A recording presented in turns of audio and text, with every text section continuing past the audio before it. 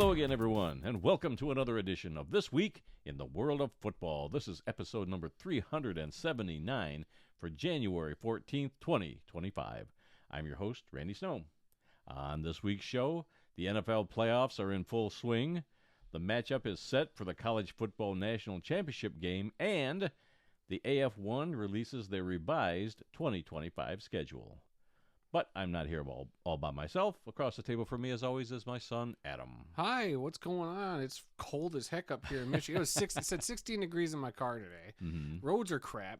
You guys, of course, don't leave the house. Right. So I'm coming over here, fighting tooth and nail to get here. And what do I get a text message from Mom saying? Can you get the mail up by the mailbox? Yeah, it's a long walk out to the mailbox. Yeah, It's fine in the summertime. At this time of year, no. Luckily, I saw the mail truck down the road, and I said, no, I cannot get it because it is not there yet. So even the mail's late today. I was late today. It's cold. Yeah, cold and snowy. It's supposed to get up like 36, I think, on Friday, and then back down into the teens after that over the weekend. How much football did you watch over the weekend? I know we're going to talk about it, but I mean, it was a gauntlet of games. Yeah. Like Thursday through Monday. I didn't watch much on Saturday. I was kind of interested in all the games on Sunday, and I watched the Monday night game. And I watched part of the two college playoff games Thursday and Friday. So, yeah, there was something every day from Thursday to Monday night. I mean, if you had the time to just sit on your butt every evening, like there was plenty of football. We're going to talk about big games, a lot of big games, interesting stuff, but at the same time, maybe a little underwhelming. We'll get into it. I mean, it doesn't help for us when our team isn't play. It's weird for us. Right. Like, we have a bye week in the playoffs. You're watching these playoffs and Detroit's not in it. I mean, we've been through that for many years, but not because we have a bye. And it's crazy to hear, like, when your team gets brought up, you see the bracket, and it's like, who will go to Detroit? And, like, that's pretty much why I watch a lot of the NFC games. So we're like, who we getting? Yeah. Like, is it going to be the number 7 Packers? Is it going to be the number 6 Commanders? Will it be the Vikings or Rams? And we'll talk about it. Let me just say that the NFL playoffs were pretty satisfying to me on a couple of levels, and we'll talk about it. Whoa, Randy with the tease. We come to you each week from the fabulous World of Football Man Cave, located right here in the center of the football world, Kalamazoo, Michigan. We're here to promote the game of football in all its many forms, past, present, and future. Our goal is to educate, inform, and entertain our listeners with the glorious buffet that is the world of football. All this while keeping a close eye on the rich history of the game. Thanks for checking out our podcast. We'd love to get your feedback on one of our many platforms: Apple Podcasts, SoundCloud, TuneIn, Spotify, iHeartRadio, and Amazon Music. So you can simply ask your Alexa device to play the World of Football podcast. We also have timestamps down in the descriptions of both the podcast and many of our YouTube videos, so you can go right to the topics you really want to listen to. You can also find our podcast in its full audio form on our YouTube channel. Just search for The World of Football Kalamazoo or use the handle @The World of Football in the YouTube search bar. You'll find over 500 videos on our YouTube channel, including our weekly NFL picks for the wild card weekend. And then we have some upcoming videos that we're going to do. Just lying around, the Lions versus Commanders preview and recap coming up this week, and our NFL picks for the divisional round of the NFL playoffs. Yeah, kind of with the bye week, it was weird. We didn't have two videos to talk about. Right? Yeah, we kind of had the week off. Kyle didn't want to do anything really. It sounds like so. Yeah. I guess he'll do a preview before Saturday, and then we'll recap it probably Sunday, unless he's super juiced up and want to record it, midnight on Saturday. We'll see how that goes. Yeah. But and then the picks video will get up at some point this week. No real timetable there. Game's not till Saturday at 4:00, right. So we got plenty of time.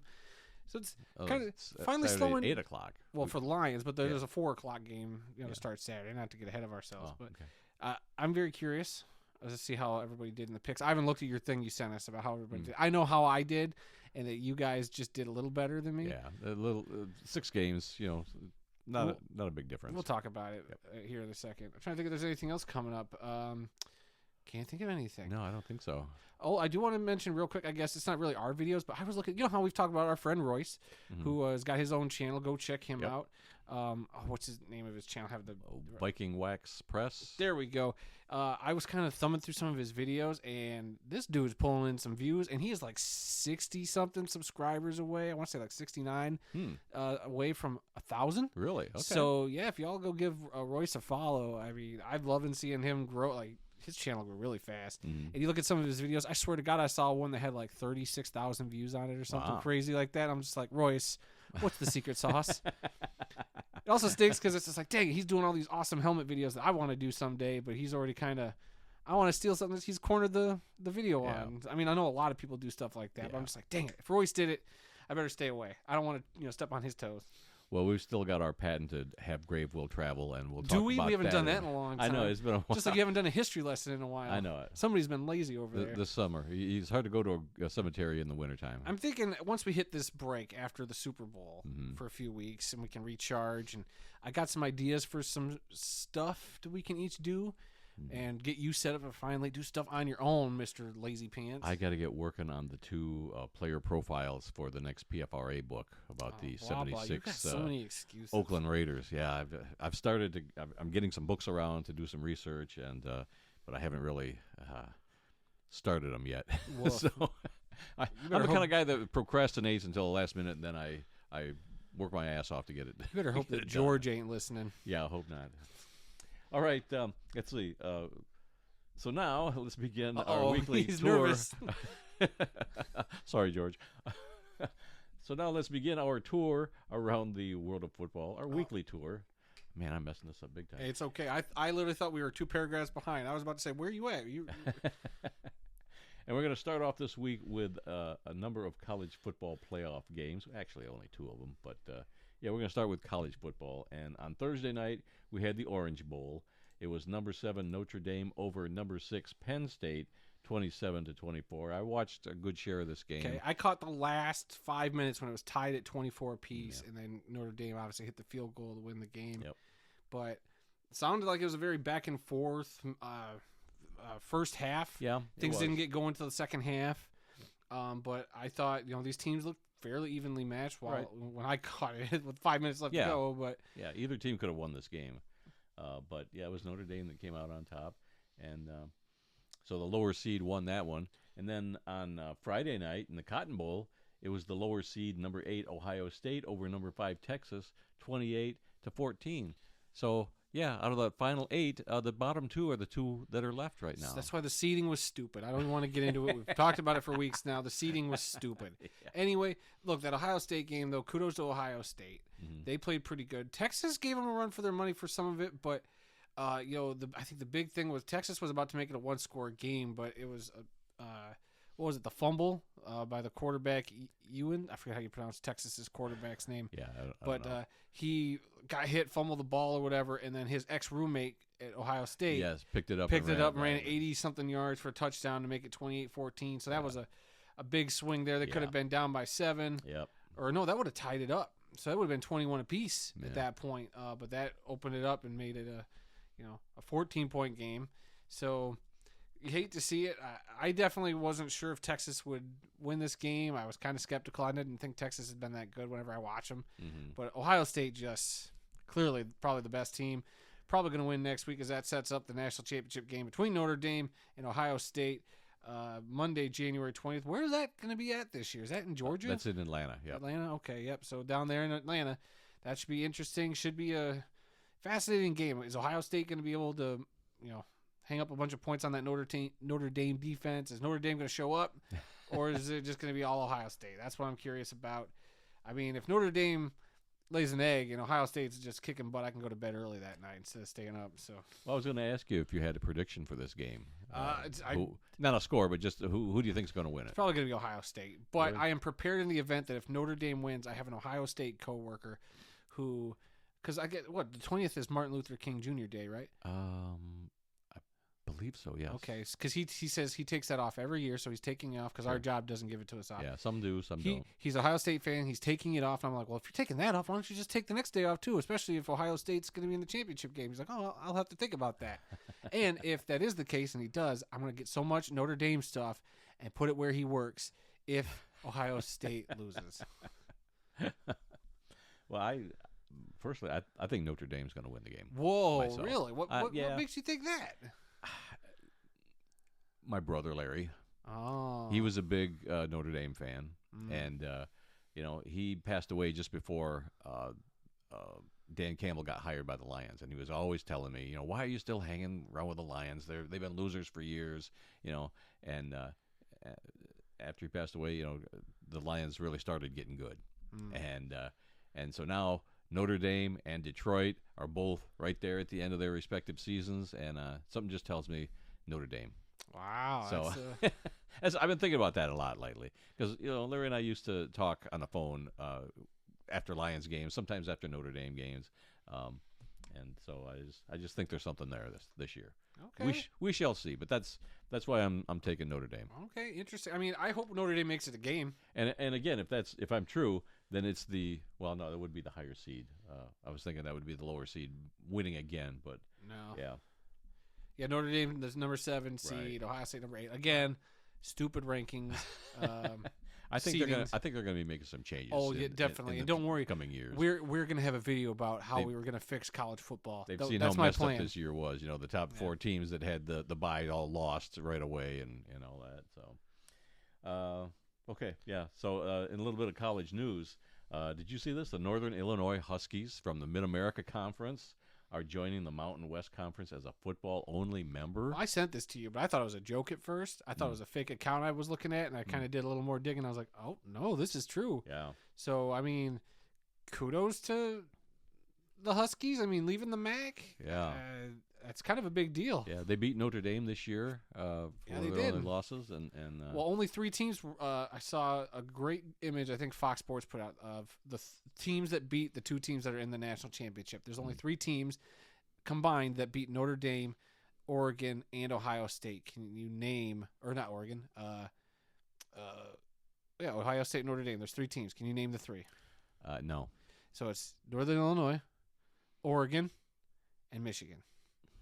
Are the 3 teams that beat the 2 teams left in the national championship. Obviously, Michigan and Oregon beat Ohio State, and then the Huskies beat Notre Dame earlier this year. Well, Northern Illinois is going to become the 11th team in the Mountain West Conference, and this is going to take effect July 1st, 2026. So they'll be in the MAC one more season, and then they're going to go to there. So I wonder if they're going to add a 12th team to kind of even things out there in the Mountain West.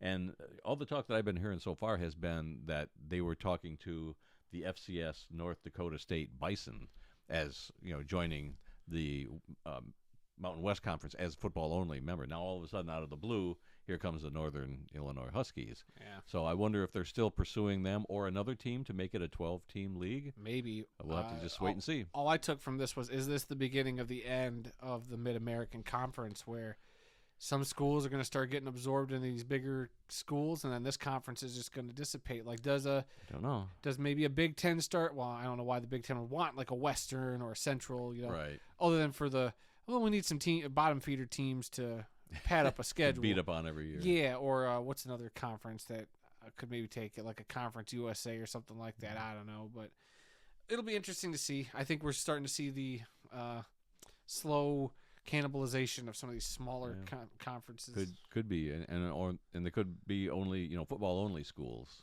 Fair, yeah. You join just for football and leave the MAC the way it is for the Hence rest. why they need to just have a pro-am football league. Well, that's what it is now. Well, they need to just call it that. It's not college football anymore. Yeah. And I do have one score from high school football. On Saturday, it was the Navy All-American Bowl. They've been playing this All-American Bowl for years. The West team defeated the East team 13-7, and the game was played in San Antonio, Texas. Then there's another one this weekend. I think it's the Polynesian Bowl this weekend, another high school all-star game. That's where a lot of the high school kids will make their announcement of where they plan to go to college and get their big NIL contracts and all that now. So that's it for that. And so now we're going to move on to the NFL, and we're going to turn to Adam for that. Yeah, that's right. It was Wild Card Weekend, and as Pat McAfee pointed out, it is no longer called Super Wild Card Weekend. Why? Like, why'd they drop Super? How can it be Super one year and then it's not Super anymore? I don't know. But no, so the first game up this weekend was one I mean, if you watched our picks video, we all agreed it was going to be the Chargers. Yep. And boy, did the Chargers lay an egg. They lost to the Houston Texans 32-12. The Texans showed up. They played pretty great. Did you watch the Nickelodeon broadcast they did for this game? I did not. I watched it for like 5 minutes, and I had to change it. Boy, they had... I saw one of the players on the slide putting on the slime. On the real broadcast, they showed him putting on that. But like on the alternate broadcast, it was Nate Burleson with SpongeBob and Patrick. Dora the Explorer was a sideline reporter, I think, and Sandy Cheeks was a sideline reporter. I'm sure they did more. There's like a whole half-hour video montage of like all the stuff they did on the NFL's YouTube channel. So go check that out. But no, this game, I didn't see this coming. Justin Herbert though had one of the worst playoff games you could ever have. He went 14-32, 242 yards. He threw 1 touchdown and 4 interceptions. How many interceptions did he have during the whole regular season, Randy? Probably 1. He had 3 all season and threw more in 1 playoff game. Absolutely crazy for Justin Herbert there. Well, I almost picked the Texans. Did you now? In our picks video, but I decided to go with the Chargers after all. But yeah, it was so close. I had a feeling that the Texans might just pull it out at home. The Texans came to play. They didn't even look like it was sold out. They looked like there was still a bunch of empty seats for a home playoff game. I couldn't tell. It was hard. I mean, that's what it looked like to me. But so here's another crazy stat as I'm going through the Charger stats, Randy. So Herbert threw for 242 yards. This is the number going down of his receivers' receiving yards. Ready? 4 yards, 10 yards, 0, 0, 197, 0, 15, and 16. Ladd McConkey had 197 receiving yards in this game. 9 catches. Never heard of him. He's a rookie. Young guy. He has been making a name for himself this past year. 9 catches on 14 targets. He had that 80-yard touchdown catch. However, that helps your stats a little bit. Yeah. But still, they couldn't stop that one guy. But they stopped everybody else and picked Herbert off 4 times. So you hate to see it. On the Texans side of things, though, C.J. Stroud had a decent game. He was 22 of 33, 282 yards, a touchdown and an interception. Joe Mixon rushed the ball 25 times for 106 yards and a touchdown. So Nico Collins, 7 catches, 122 yards, and a touchdown catch for Houston. And they turnover battle was the big factor there. I think the Chargers looked great at first. They scored the first 6 points of the game, and then it was all Texans, it felt like. After that, Chargers couldn't really do anything. And I just thought it was ironic. That's the stadium Jim Harbaugh ended his college season last year, national championship, and this is where he ended his first season back in the NFL. Same stadium there in Houston. So I just thought that was funny. All right, the second playoff game of Saturday night, and final of the Saturday night, saw the Baltimore Ravens take care of the Pittsburgh Steelers 28-14. That score is a lot closer than that game felt.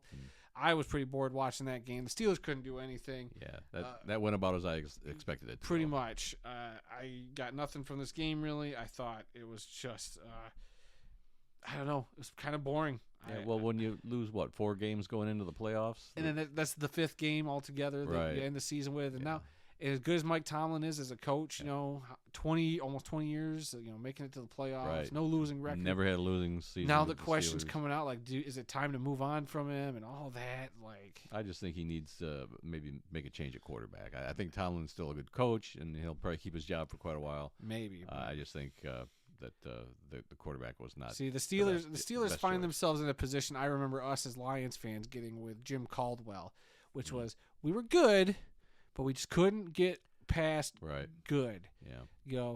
9-7, 9-7, and when we fired him at 9-7, everybody was like, "Oh, why would you do that? He was winning and no losing record, blah blah blah." But it's like you got to go somewhere. It's just unfortunate the Lions picked one of the worst head coaches to replace him, and we were terrible for 3 years. And then that finally led to the Matt Patricia being fired, and then we finally getting Dan Campbell. And now the story is what it is now. Yeah. But I mean, don't get me wrong. I think Tomlin is still the coach. I think he's still the guy you'd want. Yeah. But I think you do have to question a little bit. Like, is it time to move on? Look what the Eagles had to do. They had to move on from Andy Reid. Andy Reid was great for years there. Maybe for Mike Tomlin, the best thing would be to jump to a different team and just kind of start fresh. If you ask me what I would do if I was him, and I would hate to see this actually happen, but I mean, for Tomlin, it might be a good thing. Go to Dallas. I know, right? I hate That's like telling somebody to go to hell. Look, I think of all the situations that are open right now, Mike Tomlin going to Dallas where they got a team, they got players, and if he can just coach them up a little better, that Cowboys team would probably not be as futile as they've been the last few years. They win 12 games and just to poop their pants in the first round of the playoffs and go home. So that's what I'd do. If I were Mike Tomlin, I think it's time for a change of scenery. I get it. You've been there 20 years, and the Steelers organization is a hallmark of just, sticking with their guys, their coaches. Yeah. I mean, who are the last 2 Steelers coaches? It's been Mike Tomlin for 20 years, and it was Bill Cowher for 20 years or something. Chuck Noll before that, another 20 years. Chuck Noll goes how far back? Back to the 70s. There you go. So 3 coaches since the 70s? Yeah. It's absolutely crazy how that organization operates. It's a model of the NFL, and you just hate to see a franchise like that kind of stalling out every year. Like, they haven't won their last 6 playoff games or something crazy like that. So, but whatever. And also, that's not even, that's a lot about the Steelers. But for the Ravens, Lamar Jackson, Derrick Henry, that whole team's still humming, and we'll talk about their matchup probably in a second. But the Ravens still looking like a very, very good ball club. Yeah. All right, then we had the Sunday triple-header. Feel free to chime in if you got something else you want to say. No, I'm I know good. you got some notes down here for playoff stuff. Yeah, I didn't pay too much attention to the Saturday games, like I was telling you earlier. I was kind of invested in the 3 games on Sunday, especially the NFC games. I've never really, been a big AFC fan. I just thought there was a lot of interesting stuff in the AFC. And this last game, Denver traveling up to Buffalo. I thought Denver could give them a run for their money. Right, I didn't know if they'd win. I didn't think they'd win. Yeah, I definitely didn't pick them. But I was interested to see how that game went. And again, it went about how you figured it would. I mean, the first half was close. Denver opened up 7-0. Yeah. And then the Bills proceeded to score 31 unanswered points. Yeah. When I tuned in, it was right before halftime. Denver had a chance to tie it up at 10 to go into half. And I was like, okay, yeah, you tied up in the half. You got some momentum going into the second half. Maybe you make a game of it. They missed the kick, and the second half is history as Buffalo won 31-7. Josh Allen did Josh Allen things. There was that one touchdown he threw to Ty Johnson in the end zone, which I didn't think should have been a catch. Did you see that highlight where he was like right on the back of the end zone? Yeah, rolling around. Yeah, that could have gone either way. It was so close. I was like, I thought his foot might have tapped before he fully got control, but they gave it to him. Yeah. Whatever. And then the referee walking over and apologizing to Josh Allen on the sidelines or something. Did you see that? No. Yeah, he walked over to Josh Allen, put his hand on his shoulder, and was like, I'm sorry, bud. Like, put his own hand on his own chest, like, hey, man, I'm sorry, I missed a blatant call in the end zone or something. You hate to see it. Why is a referee going over and talking to the star quarterback? Come on. He's got money on the game. I'm sure he does. Or it's rigged. But look, whatever. Stick with the script, ref. Yeah, but Buffalo won, so that finished up the AFC side, and we'll talk about their divisional round matchups once we were done with the playoff talk. The next game, the Packers went into Philadelphia, and the scores, 22-10, the Eagles win this game.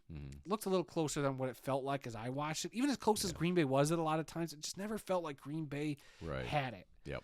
Anytime I tuned in, I was like, Green Bay just doesn't look like they had it. And then also, every time I looked up, some other player for the Packers went down. This team, even if they would have gotten to the next round of the playoffs, they would have had so many guys on injury, on injured reserve, or just not playing because of injury. It was absolutely crazy, a lot of the dudes that got hurt during this game.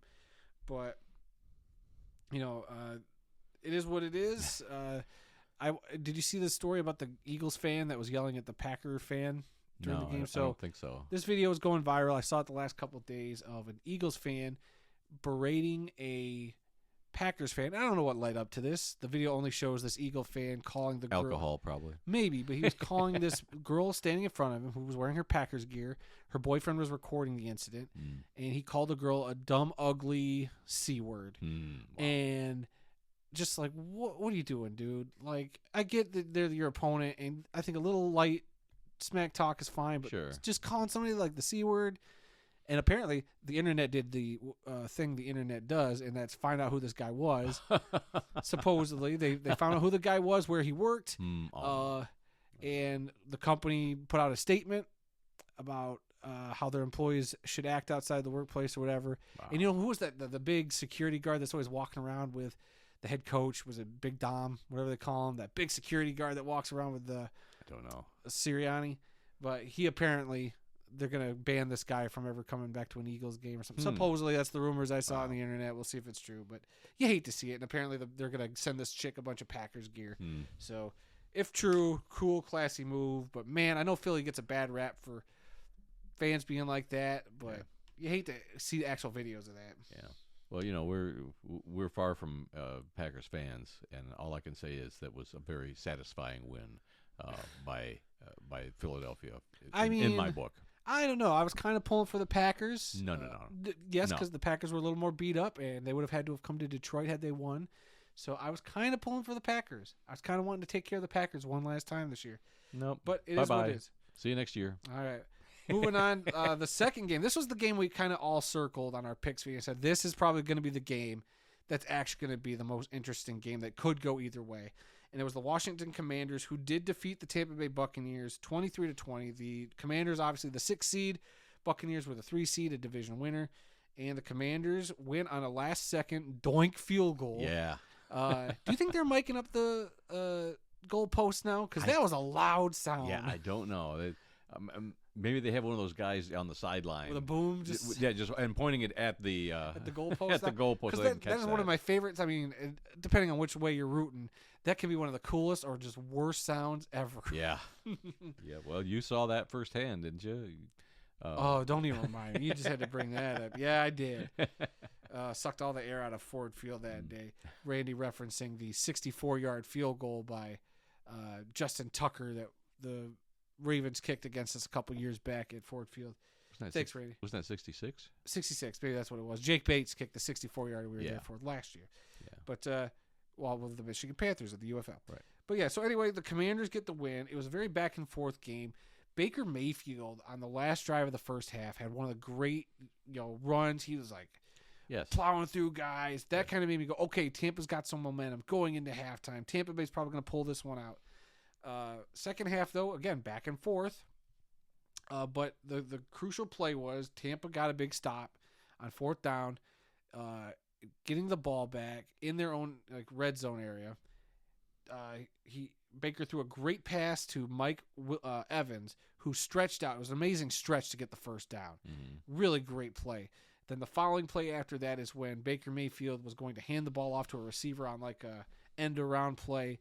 Mishandled the handoff. Yeah. Commanders recover it, and they go down and score a touchdown shortly thereafter, a couple plays later. And that's kind of what swung the game back in the Commanders' favor. And then a couple drives after that, Commanders marched down the field, kicked the field goal to win they used up all their, 4 minutes left? There was 2 minutes left. Yeah, 2 or 3 minutes left. But, they hung on to the ball. They used up all the clock, stopped it with, 2 seconds, and then kicked the field goal. Kicked the field goal to win. Yeah. So, impressive win. Could have gone either way. So, Jaden Daniels, though, for being a rookie quarterback, he's only the 4th rookie ever to win a playoff game, I think, or on the road. I forget the actual statistic, but it's him, Russell Wilson, and I can't remember the other 2 at the top of my head. But there's only been 4 rookies ever to win their first playoff game or whatever. Probably Joe Flacco was another one. Yeah. And then Dan Marino, maybe? No, it wasn't Marino. No. But it was just interesting that there's only been 4 rookies ever to do that. And then 3 of the 4 or 2 of the 4 won 2 games back to back in the playoffs. So did you see the kicker for Washington? Yeah, I guess he's got OCD. I didn't know that at the time, and they just showed him heading out to do the kick. And he was just doing a lot of stuff. And he was putting his helmet. He started putting his helmet on, then he'd take it off, and he'd mess with his hair. And then he did 3 or 4 times while he was walking out there. And I'm like, the heck's going on with this guy? And then I find out, he's got severe OCD, and he was messing with his socks on the sideline before he did the thing with his helmet. And I just thought it was really, really weird. Knowing now that I know that he has OCD, I'm like, oh, okay, I get it now. But at the time, I just didn't know. I did think it was weird. I didn't really think much of it. I was like, okay, this guy's I don't know what's going on with him. After he did it 3 times and he kept doing it, I'm like, what I thought he was nervous. It was a game-winning kick you're about to do. Yeah. And when they talked about all the different kickers they've had all season, he's probably thinking, oh, boy, my job's on the line here. Well, could be. I don't know. But, yeah, good for the Commanders. Their first playoff win in 20 years. You texted our friend Mike. I texted Mike right after the game, and he was like, "Hey, thanks, brother." And he was a happy guy. He probably didn't sleep very good that night. I'm sure he didn't. Did he say anything about how he feels about the upcoming game? No, we didn't talk about that. Okay, because I had a Commanders coworker text me and saying he's very excited to take us on. And there was a lot of Commanders fans at the game in the concourse of Raymond James Stadium. I don't know if you saw that video of them saying, "We want Detroit. We want Detroit." Like, they're chanting it. And I'm just like, you guys sure about this? Yeah. You sure about this? Yeah. But, yeah, so good for the Commanders. Happy to see that organization get turned around after the whole Dan Snyder, Right. fiasco, and then they got new ownership. They had to change the name. Yeah. All this stuff they've had to go through, and to be where they're at now, it's kind of cool. I won't say they're like a version of the Lions, but with all the fourth downs they were going for and just kind of their story, I was like, you know what? They got a little bit of last year's Lions vibe to them. The first playoff win for Washington since 2005, and that came in Tampa as well back in 2005. I thought that was a little ironic right there. Yeah, that's pretty cool. All right, and then we're going to move on to the final playoff game of the weekend, which we found out later in the week was moved from Los Angeles to Phoenix, Arizona, the Glendale, technically. Glendale, yeah, the State Farm Stadium, which also weirdly ironic because State Farm is who pulled their fire insurance in Los Angeles. So a lot of people's homes are up in smoke, and State Farm wasn't there to help them. Wow. Yeah, that's a whole other can of worms we don't have to get into. I didn't hear that. I barely scratched the surface. If any of that is true, that is pretty messed up. But anyway, so yeah, they moved the game to Arizona. So I want to start out by saying I think what the Cardinals organization did was phenomenal. Yes. I don't know if you heard about a lot of the stuff they did. They flew out 2 planes to go pick up the Rams, I guess, or at least, or some of their staff, like 400 people, pets. Yep. I think they said there was dogs and cats. Dogs and cats and 200 gallons of paint to paint the end zone, the Rams colors. Yep. They logo. did a really fantastic job of almost making their stadium look or feel like a Rams home game. I saw a picture of the Cardinals shop just filled with Rams stuff. Really? Okay. That was cool. We've been in that shop. We have been in that shop. It was all red, and it was weird to see. It still says Cardinal Shop at the top. Sure. But to just see all the Rams merch was kind of cool. And, they painted the field up, like you said, so that was really neat that they went and did all that. Not as many banners as I thought they would hang up, maybe to make it feel a little more like a Rams game. But hey, there's only so much you could really do. Yeah. But by all means, it sounds like the Cardinals organization deserves a lot of credit for stepping up and helping out in this time of need. Yeah, there was a cool video that I posted of the field being, wheeled in with video, with the Rams logo and end zones and all that done. That was pretty cool. Yep. And it sounded, while it does stink that it did seem like it was more of a 50-50 crowd because you moved the game. They didn't sell tickets till, what was it, like Friday or Thursday or Friday? Yeah. Tickets went on sale, so... Yeah, I think they said 51% Rams or 51% Vikings and 49% Rams. Yeah, so it was pretty even as far as, I don't know how you got those tickets, whether it was a lot of people from those cities or was it local people that filled in the rest. Yeah, pretty crazy, but, for a big playoff game, you kind of hate to see that for the Rams, but they did what they had to do to, put a game together, and luckily for the Rams, it went their way as they ended up beating the Vikings 27-9. The Vikings, 14 wins and out. I know you texted our group chat saying the Vikings looked awesome to start that game. Your sarcasm was reached. I could tell right from the start. Barely the first quarter was underway, and I knew the Vikings were going to lose that game. And again, 2 weeks in a row, all they could score was 9 points. Last week it was 3 field goals against Detroit. This week it was a touchdown, a missed extra point, and a field goal. All this talk was they were 0-4 against L.A. and Detroit this year and beat everybody else. Yeah. So, a great season, but a very bad ending for them. To me, I go back to their win against the Packers right before they played the Lions. Sam Darnold, goes into the locker room. They're celebrating. They're dumping Gator water, whatever the heck they're dumping on him, and they're just celebrating like they just won the Super Bowl. Yeah. And I'm just like, it's week 17, fellas. What are you celebrating? You still got a big game against Detroit next week. Mm-hmm. It just felt like that whole celebration, and don't get me wrong, what Sam Darnold did for that team up to that point this year was nothing short of MVP-like. And now there's talk that he might not even come back next year, that they're going to go in a different direction. from a guy that Isn't that gave crazy? you 14 wins in his Isn't first that season. crazy? That's the NFL. Isn't that the crazy thing about professional What have you done sports? for me lately in the last 2 games? Clearly, it's absolutely stuck. Because I saw an interesting thing. I didn't think about it. You know how they signed Daniel Jones? He was like their third-string quarterback. They activated him for this game, so he was actually in pads. And the talk was that, you know, if something went wrong with Sam Darnold, they were probably going to throw in Daniel Jones. But now the theory is, going into this offseason, Sam, do you want to stay around? This is the number we think we should pay you. Well, I think I'm worth this much. Oh, well, we got Daniel Jones sitting over here who's gonna take a lot less money. Yeah. So it feels like they only grabbed Daniel Jones just as a bargaining chip to lower whatever asking price Sam Darnold has. I almost had the feeling that they were going to pull Sam Darnold in the game and put in somebody else. I wasn't even sure who their backups were, but I just thought, you know, this is going to get out of hand. This is their last chance. They got to do something. They might actually pull him. And clearly, for a couple of series at least. Right. And clearly the Rams took a page out of Aaron Glenn's playbook because they shut Justin Jefferson down too. Yeah. What was his stats during this game? Justin Jefferson. I told you last week we showed him how to beat him. Justin Jefferson, 5 catches for 58 yards. Yeah, that's about what he did with Detroit. Yeah. 50-some yards. The next highest receiver, T.J. Hawkinson, had 5 catches for 64 yards and the lone touchdown of the game. His first touchdown of the season. Yeah, isn't that crazy? Yeah, I mean, he was injured for half of it, too. But still absolutely crazy. The Rams' defense came up to play. I'm sure all the stuff off the field, the fires and all that, was extra motivating for the Rams. Mm-hmm. That has to play a factor in this. The Rams are already hot kind of going into the playoffs. Yeah, they lost that last game, but they sat a lot of those starters. Right. So let's not even count that. They've been on a tear. They started 1-4. Here they are in the playoffs. They won 9. You know, they essentially went 9-2 after that. Mm-hmm. Not counting, like I said, that's 9-3 if you include the game they kind of just didn't play any starters against Seattle the last week of the year. So the Rams are a very hot team going into the playoffs. They were banged up to start the year. They got healthy. They got Cooper Kupp. They got Puka Nacua. And, you know, they had pretty decent games, I'm pretty sure. Let me look up the LA receiving. Cooper Kupp only had 1 catch. Never mind. He had 1 catch all night for 29 yards. Puka Nacua had 5 catches for 44 yards. So it's not like they had super spectacular nights, but it also helps that the defense had the fumble return or something for a touchdown.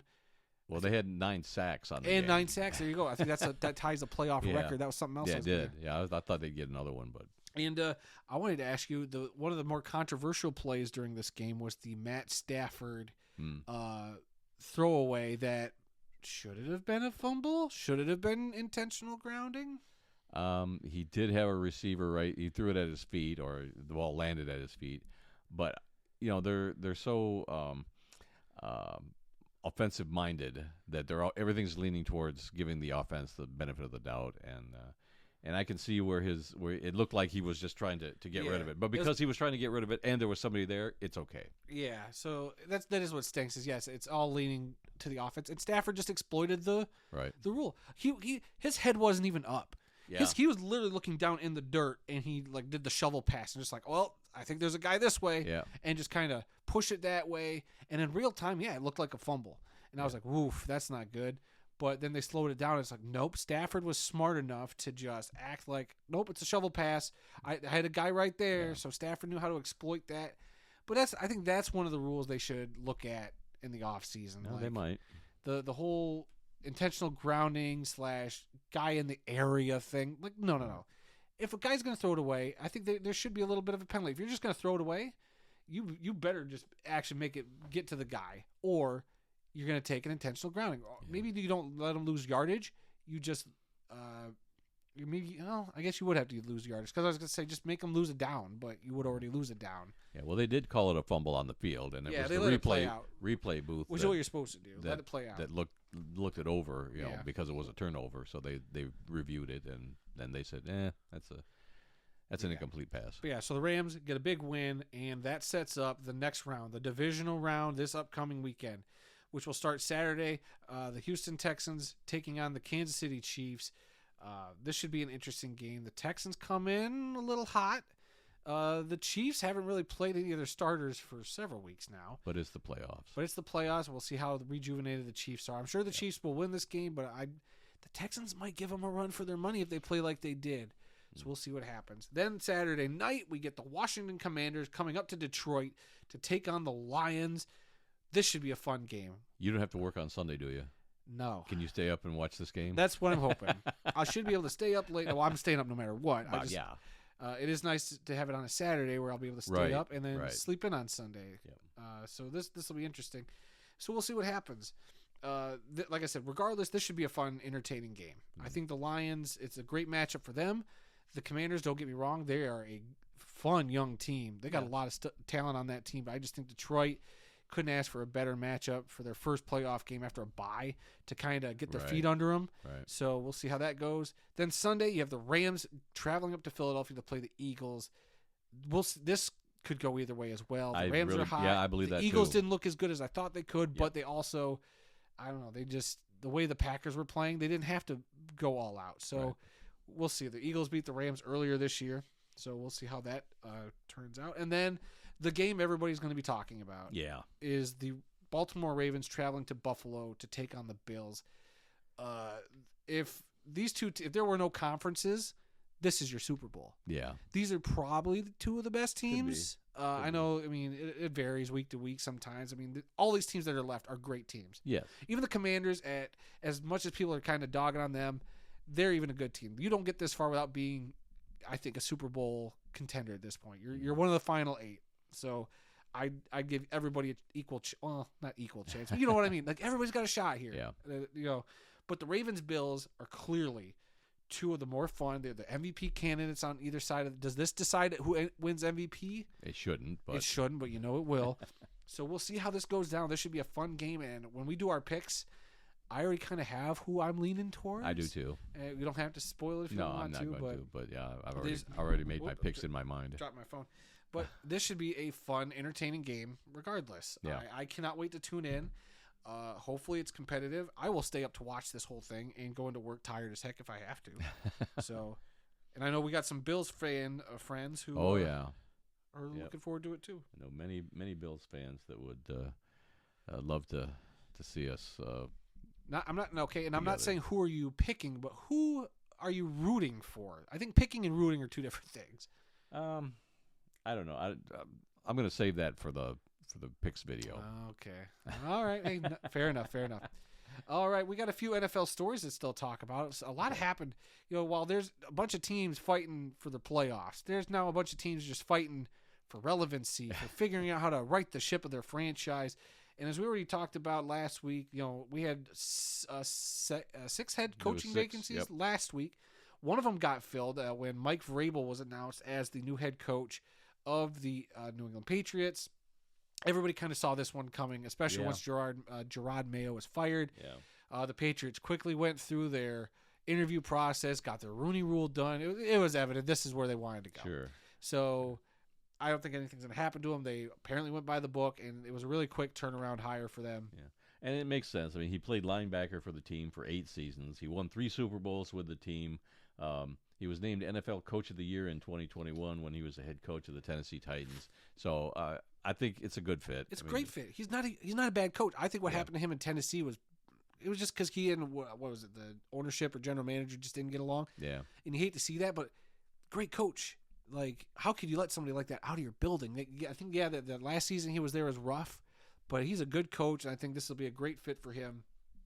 As much as I thought Ben Johnson was my pick to go to New England, Mike Vrabel makes a lot of sense. Yeah. Then it came out during Wild Card Weekend that the Cowboys were going to move on from head coach Mike McCarthy, which is weird because last week, I don't know if it was on our show or if it was after we recorded, but the Bears wanted to interview Mike McCarthy, and the Cowboys denied access to interview him, which kind of led a lot of people to believe, oh, well, maybe the Cowboys are working on a deal with Mike McCarthy to keep him around. That was the theory.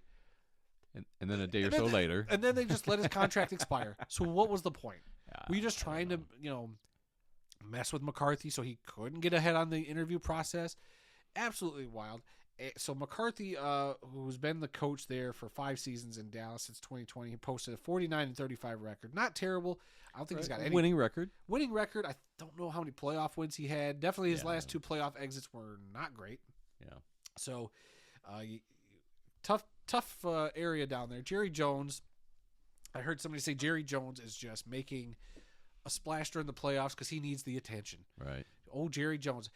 Maybe if Jerry Jones took his football operations as seriously as he did his acting chops. Did you see that clip from Landman? I haven't watched this show yet. It's on Paramount Plus. It's Landman's a new show. I don't know the context of the clip, but he's in a scene with John Hamm and Billy Bob Thornton. And Jerry Jones gives the performance. I stood up and I clapped. I was like, wow, Jerry, this is some of the most invigorating 2 minutes I've ever watched. If you get a chance, watch that clip of Jerry Jones, because I think he got in the wrong business. I think being an owner of a football team was not your calling, Jerry Jones. I think you could have been an actor. All the years of great acting performances we could have gotten out of you, I'm disappointed we're going to miss all those. Well, he's been acting like a GM for years. And, and how'd that work out for you, Jerry?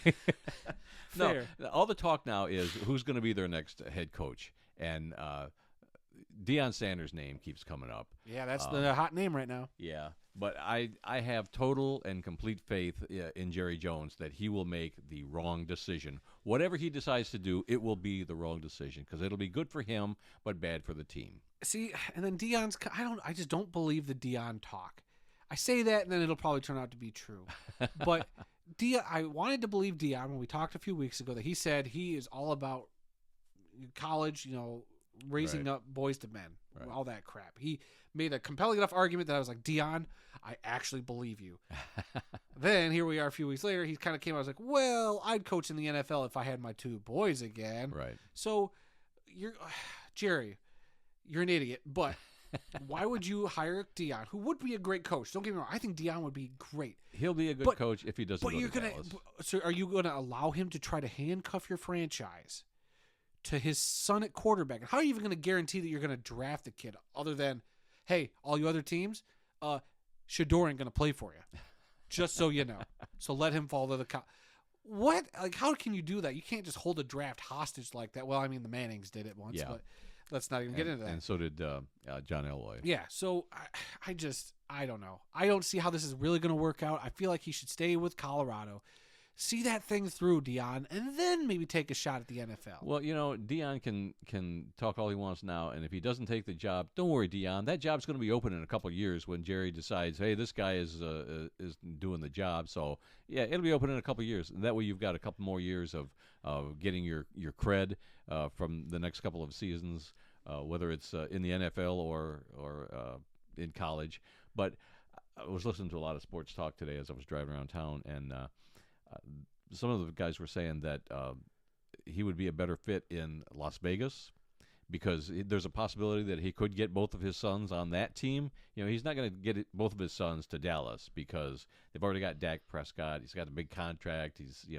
They're going to have to play him because of his contract. So if he went to another team like Las Vegas, he could possibly finagle his way to get both of his sons on that team.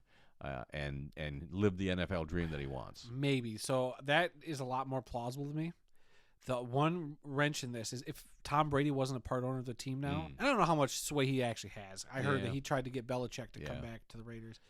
But if Tom Brady wasn't there, I could see Mark Davis just eating that up. Like, we'll risk all our draft capital on your boys and, see if that works and have you as our coach until we inevitably fire. I don't know how many coaches they are still paying. Like, good Lord. Some of these teams are still paying coaches that haven't coached there in 5 years. It's absolutely ridiculous, this coaching thing. But I digress. Look, there's still 6 teams with vacant openings overall. The Jets, Bears, Saints, Jags, Raiders, and now the Cowboys all have openings with the Patriots finally sealing that one up. We just talked about. Another story this week that came out, they announced their teams that are going to be hosting the game, quote unquote, hosting the games in London. Right. And the teams they've announced that are going to be going overseas are the Jets and Browns, and shocker, the Jaguars. Yeah. 3 of the worst teams statistically, and they all have picks in the top 10 in the NFL. So yeah, what's your penalty for having a terrible team? We're sending you overseas for a game. Hey, United States sticking it to the We don't want to Brits send any since good teams over there. 1776. We'll send you some of our terrible teams that are picking first in the draft. It depends on the matchup. Look, We don't know who the matchups are going to be. Next year, I expect the Browns probably to be a little bit better, a little more competitive.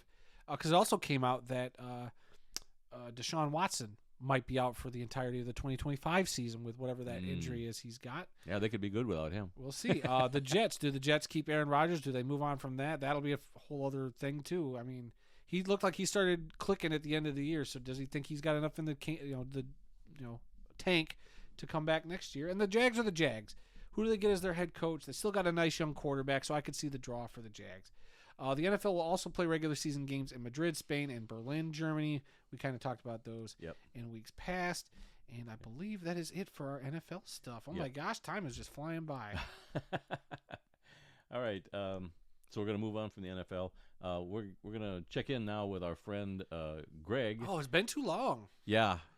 Evidently, he said he sent me this clip last week, but for whatever reason, it never left his inbox. So got it a week late. But yeah, let's check in with our good friend Greg at Gridiron Japan. And now we're off across the Pacific, where our man in Japan, Greg St. James, has all the news from the land of the rising sun. This is Greg St. James with your final X-League score for the 2024 season here in Japan. We had the Panasonic Impulse defeat the Fujitsu Frontiers 34-27. To call this an upset would be an understatement.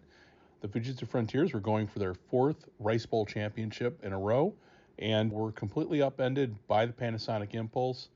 Everyone here at the Gridiron Japan podcast had picked Fujitsu to win, so even though Fujitsu lost, we all were happy to see Panasonic win finally after 4 tries. So with all that said, hey guys, thank you very much for letting me sit in this season, providing scores here in Japan. I just got in from America myself this morning, so I'm a little bit jet lagged. So I'm looking forward to, in 2025, giving you guys the spring scores for the X-League when they play their warm-up games here starting in about April and May. All right, Randy and Adam, listen, hey, go Lions, and we will be talking to y'all later on this year here from Gridiron Japan. And if you're curious to learn more about the Gridiron game here in Japan, simply go to gridironjapan.jp or just Google Gridiron Japan. With all that said, hey guys, take care. And Adam, you and I will be talking soon to talk more Batman with my new comic book podcast, which we call The Amazing Adventures of ... Say thank you very much, and talk to you soon. Bye-bye. Thanks again, Greg, for your hard work this past year. And, of course, I hope you know what you're getting into by asking me to come on and talk Batman, because, boy, you think I could talk a lot about football. I could talk a lot. He doesn't about know Batman. what he's in for. He don't know me very well, do he? No, he doesn't. I mean, shoot, you raised me on Detroit Lions and Batman. Yep. You the famous story is that you would sit me in front of the TV and you would play a VHS of the old 1940s Batman serials. Yep, the movie serial. The movie serials, yep. Oh, and I would just sit there and eat it up, and apparently that's what started my love for Batman. That and the original Michael Keaton Batman movie. God, I watched that You so wore much. that tape out. I wore that tape out. You finally gave that to me, so Yeah. You're getting rid of like all your old VHSs. Yep. So I got all the Batman ones, except for one that's missing.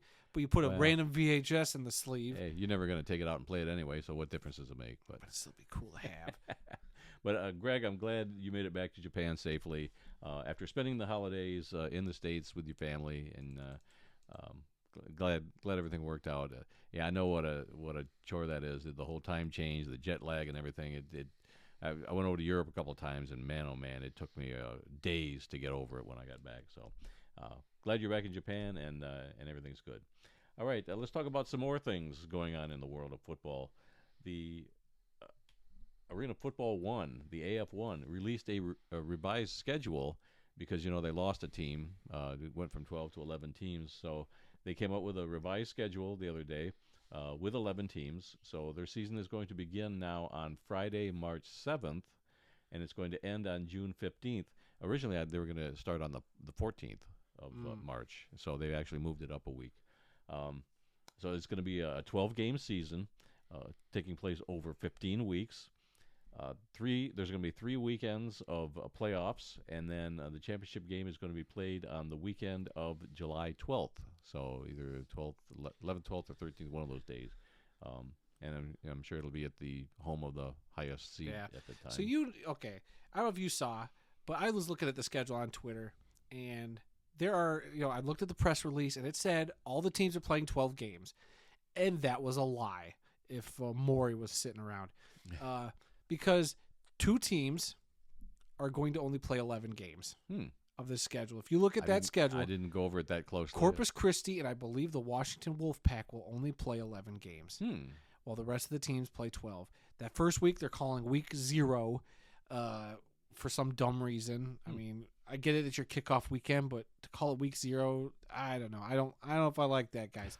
But it's just, I don't know. Why would you say it's a 12-game schedule but 2 of the teams are only going to play 11? What? Like, I don't know. It's almost like they're baking in something to happen where the rest of the teams could get an extra week off or something like that. I don't know. I'm not saying it smells fishy. I just thought it was weird that you say that in your press release, and then when I actually sat there and actually did a lot of the looking just to see if there were any inconsistencies, that's what I dug up, was that 2 teams are only playing 11 games. So. And the other thing from the AF1 is that they said that additional broadcast and streaming partners are going to be announced soon. So they've already got Vice TV as a national partner. And so we'll find out who else is going to be carrying some of these games so that we can find out where we're going to be watching them at this year. Another thing that happened this past week, I don't know if you looked into this or not, but we got a comment on one of our videos from a few years ago. It was an episode of Have Grave Will Travel, and the great nephew of Ollie Klein reached out to us after he saw our video where I visited his great uncle's final resting place down in Ohio, and he said that first he just said, yeah, that was my great uncle, rest in peace, and then he followed that up by saying that he attended the same high school that his great uncle did, and because he went on to win a couple of NFL championships, they retired his number at the high school in Ohio, I guess. And when this guy was playing, they offered to take his uncle's number out of retirement and give it to him while he was playing, and he declined. He said, no, leave his number retired. I'll get my own number.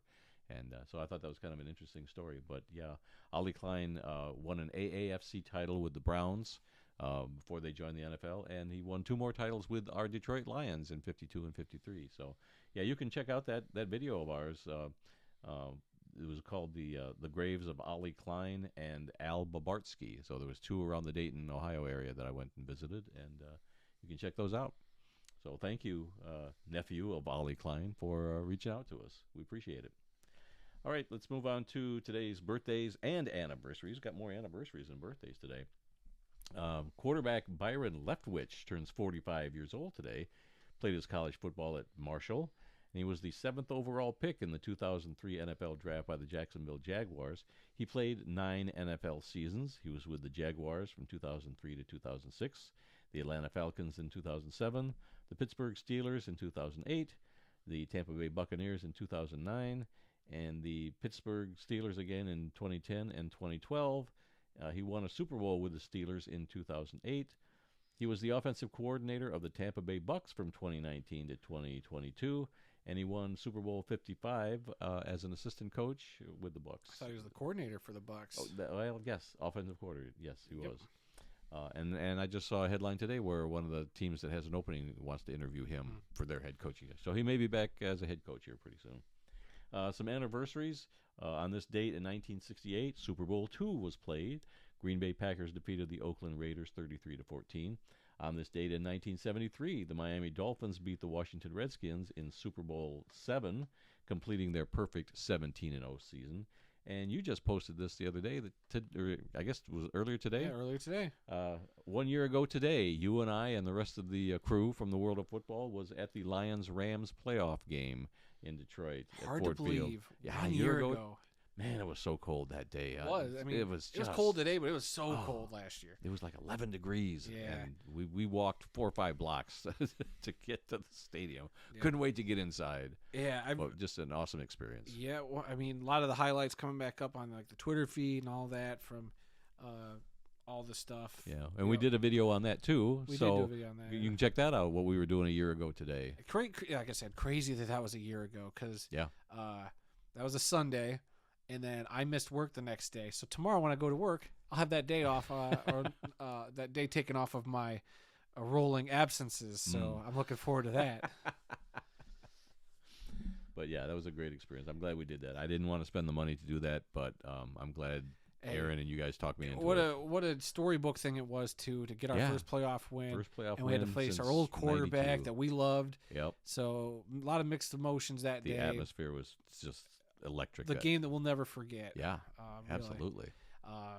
But then, does that mean Matt Stafford could be standing in our way yet again this postseason? Quite possibly.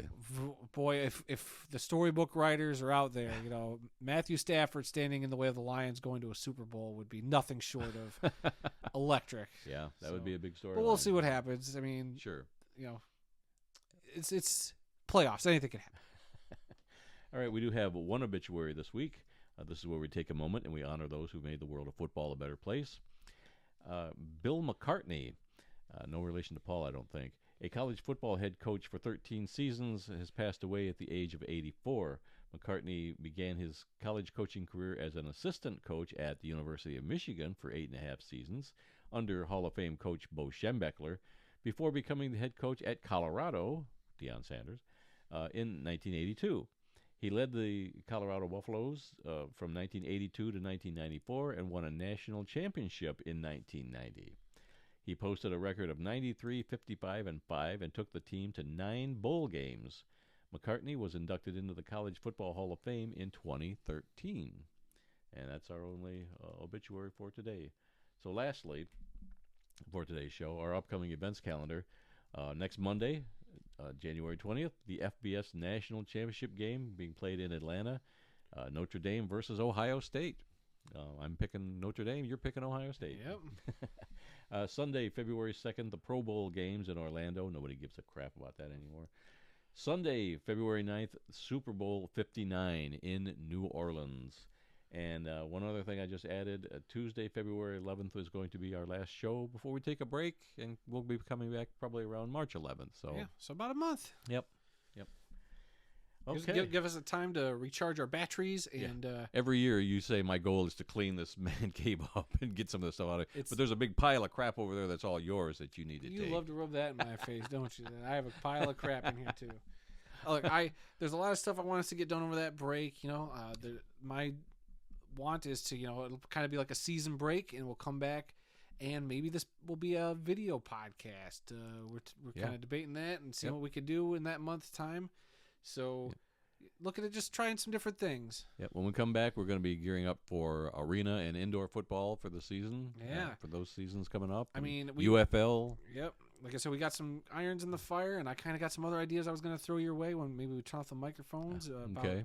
But I'll probably hate them all. But probably. But I mean, what was crazy was we got a lot of traction last year during the indoor arena season. Yeah. I mean, you can find a lot of NFL stuff out there. We get that, but we still love talking about it. It's the world of football after all. Right. We talk about everything. But the smaller indoor leagues or whatnot, are something a little harder to find people talking about, and we like reaching out and meeting new people. So hopefully, we can keep meeting new people and.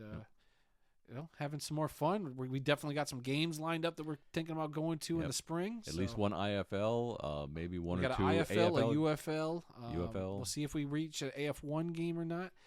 I know it's a long shot, but maybe even going to an NAL game would be interesting. But again, it might be a haul. Yeah, it might be, and my girlfriend would already probably stab me if I did something like that. We're gonna have our PFRA stuff we're going to this year. Yep. So in April and July. Yeah, the national convention in Minneapolis. Very excited for that national convention. So A lot of cool stuff. I think 2025 is going to be another fun year for us. Yeah. Another year of growth. Yep. So Lots of travel. I love traveling. I love hitting the road I know you do. in the car. And just so you know, my girlfriend says the one rule is no trips that also involve football. Like if we're going to do something, it's got to be one or the other. We can have our football trip, but it can't be, let's go to Pennsylvania and go see Wilkes-Barre, Scranton, and do the office tour in Scranton, Pennsylvania. She rolled her eyes when I even suggested that, so I don't think that's going to be... She went with us to Minneapolis last year, and that was supposed to be a football plus going to the Mall of America kind of thing.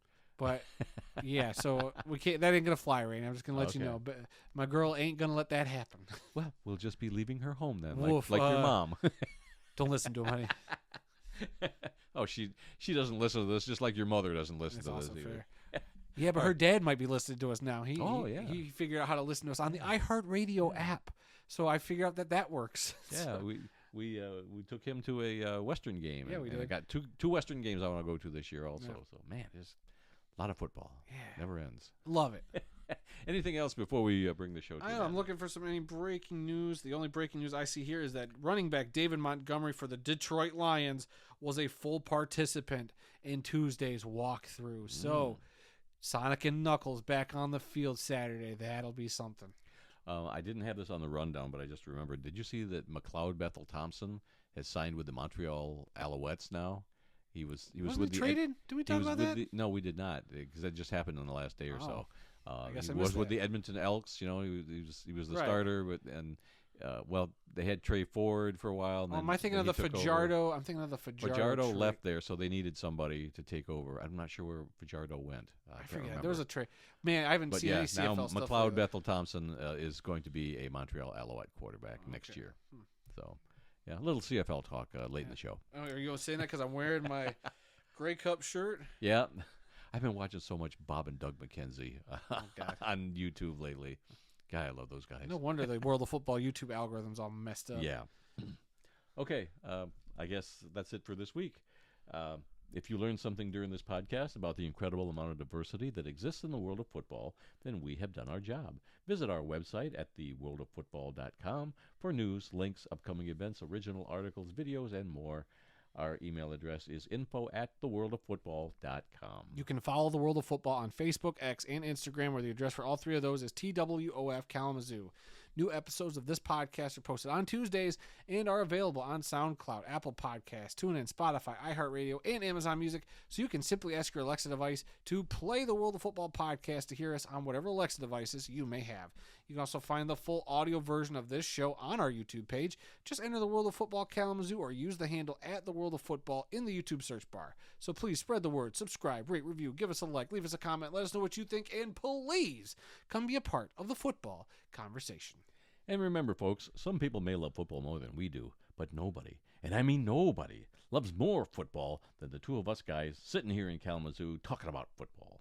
Until next time, when we'll try and do a better job. Yeah, right. I'm Randy Snow. And I'm Adam Snow. And we'll see you all again next week.